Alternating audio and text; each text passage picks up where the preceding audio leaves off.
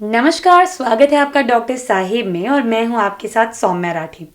इस वक्त मैं बैठी हूं डॉक्टर अविनाश कुमार सिंह के साथ, जो कि एक हेमेटोलॉजिस्ट हैं, यानी कि रक्त रोग के विशेषज्ञ हैं।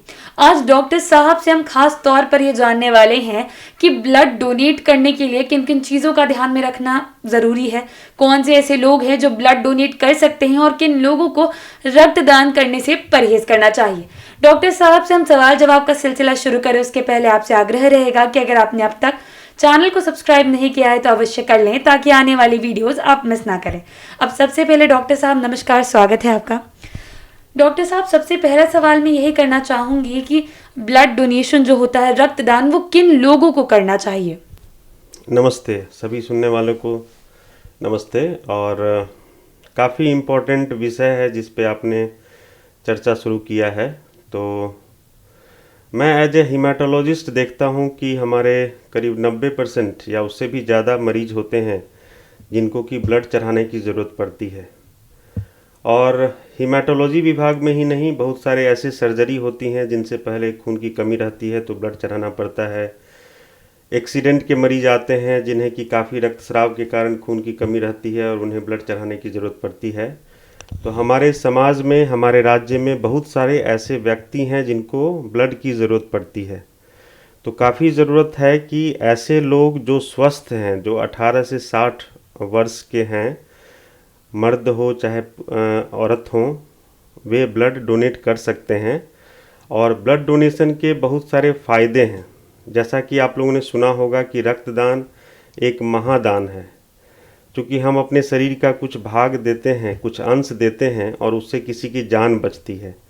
तो 1 यूनिट ब्लड जो आप डोनेट करते हैं उससे 3-4 लोगों की जान बच सकती है। जिनको हीमोग्लोबिन की कमी है उन्हें PRBC दे करके जान बचाई जा सकती है। जिनके प्लेटलेट्स कम हैं उन्हें प्लेटलेट्स दिया जा सकता है। और बहुत सारी ऐसी बीमारियां होती हैं जिनमें प्लाज्मा चढ़ाया जाता है। तो ऐसे कोई भी व्यक्ति जो 18 से 60 वर्ष के बीच के हैं, जिन्हें कोई बीमारी नहीं है, जिन्हें कोई रेगुलर दवा नहीं चलती है, तो वे ज़रूर ब्लड डोनेट करें और उसमें कोई दिक्कत नहीं है। उसके बहुत सारे फ़ायदे हैं। जी। डॉक्टर साहब, कभी कभी ऐसा होता है कि कुछ लोगों को रक्तदान करने से मना किया जाता है, कुछ लोग बिल्कुल भी रक्तदान नहीं कर सकते हैं। तो ये कौन से लोग हैं जिन्हें रक्तदान नहीं करना चाहिए? जी हाँ।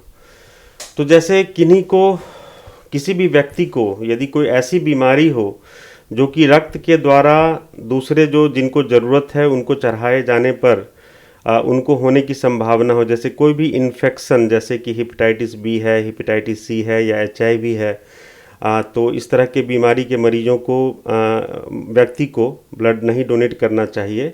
कुछ ऐसी बीमारी हो जैसे कुछ कैंसर है जिसके लिए कीमोथेरेपी चल रहा है, यदि तो वो नहीं दे सकते हैं। और यदि पास्ट में किसी को जॉन्डिस हुआ हो या कुछ अन्य ऐसी दवाई चल रही हो, कुछ ऐसी बीमारी हो जो कि कंट्रोल में नहीं है, जैसे डायबिटीज़ है लेकिन वो कंट्रोल्ड नहीं है, ब्लड प्रेशर है वो कंट्रोल्ड नहीं है, तो वैसे व्यक्ति को ब्लड डोनेट नहीं करना चाहिए। डॉक्टर साहब, जब एक व्यक्ति अब रक्तदान करता है तो 2 बार जब वो रक्तदान करे तो उसके बीच का जो गैप होता है, वो अंतराल कितना होना चाहिए? तो इसमें यह समझने की ज़रूरत है कि हम लोग 2 तरह से ब्लड डोनेट करते हैं। एक तो होता है जो नॉर्मल डोनेशन, जैसा कि आप लोग देखते हैं कि होल ब्लड हम लोग डोनेट करते हैं। उसमें करीब 400 से 450 ml ब्लड जो है निकाला जाता है। तो इस तरह के होल ब्लड डोनेशन की जो अवधि है वो कम से कम 3 महीने पे करनी चाहिए ब्लड डोनेशन। और एक होता है जो हम लोग प्लेटलेट डोनेट करते हैं, जैसे सिंगल डोनर प्लेटलेट डोनेट करते हैं। तो उसके लिए है, जैसे किसी को प्लेटलेट की कमी है और हम जा रहे हैं प्लेटलेट डोनेट करने के लिए, तो सिंगल डोनर प्लेटलेट जो है वो सप्ताह में 2 बार तक हम लोग डोनेट कर सकते हैं, या वर्ष में 18 बार तक हम लोग SDP डोनेट कर सकते हैं। जी हाँ। जो गर्भवती महिलाएं होती है या ऐसी महिलाएं जिन्होंने हाल में ही जन्म दिया है, वो कब रक्तदान कर सकती हैं? कब से उन्हें रक्तदान करने की इजाज़त होती है? तो गर्भवती महिलाओं को रक्तदान नहीं करना चाहिए, क्योंकि उनको तो खुद अभी ब्लड की ज़रूरत है, पौष्टिक आहार की ज़रूरत है, अच्छा हीमोग्लोबिन उनके शरीर में होना चाहिए। उनके बच्चों को भी जो आहार है वो उन्हीं के द्वारा मिल रहा है। और जो पोस्टपार्टम स्टेट होता है, बच्चे को जन्म देने के बाद जो ब्रेस्ट फीडिंग होता है, उस अवस्था में भी रक्तदान नहीं करना चाहिए।